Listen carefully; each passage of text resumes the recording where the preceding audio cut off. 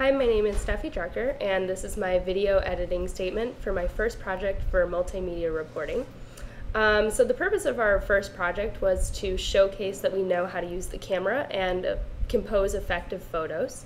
So there were a lot of different components to this part, a lot of different kinds of pictures that we had to take. The first set was wide angle and telephoto.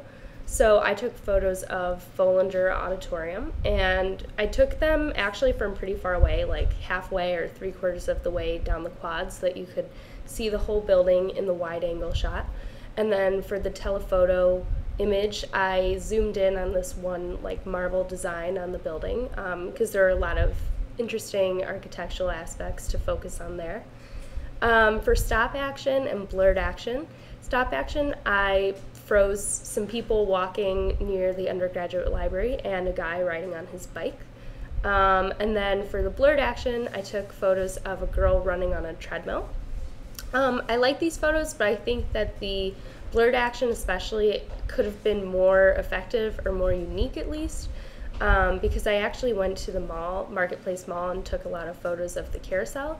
And even though the carousel operator gave me permission to take photos and I got all these really cool, colorful photos with interesting lighting and all that, the mall cop came over like right as I was leaving and explained to me all these rules about, you know, why you can't take photos in a mall and all this stuff. So I was kind of hesitant to use those for my project, which is why I went and took photos of somebody running on a treadmill who gave me her permission instead.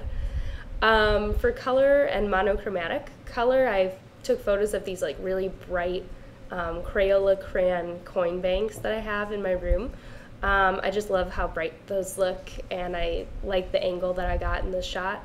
And then for monochromatic, I took photos of these white tiles in the bathroom at my residence hall.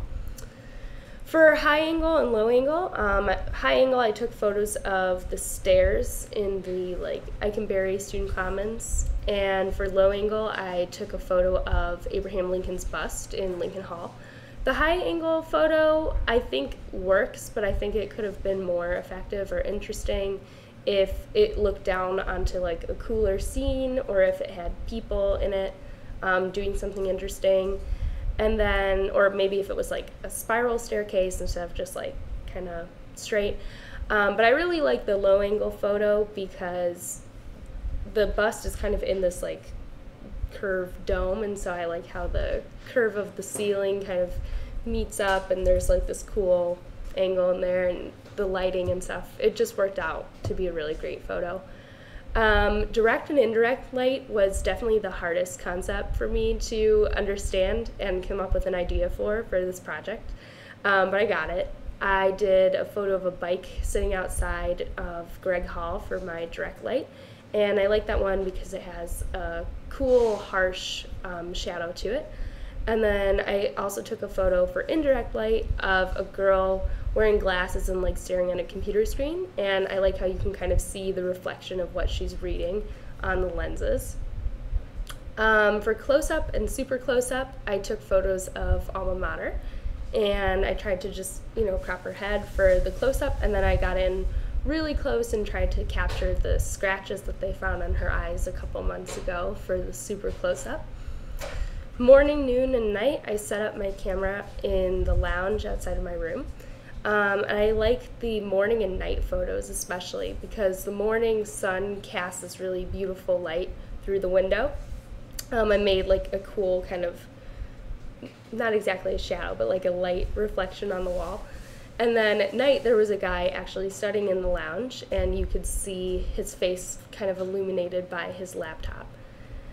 And then last, we had to take 5-second videos using our tripod and also just holding our camera. And you could definitely see a difference that the camera kind of shakes and wobbles more when it's not on the tripod. So I'm definitely going to make sure to use that in the future.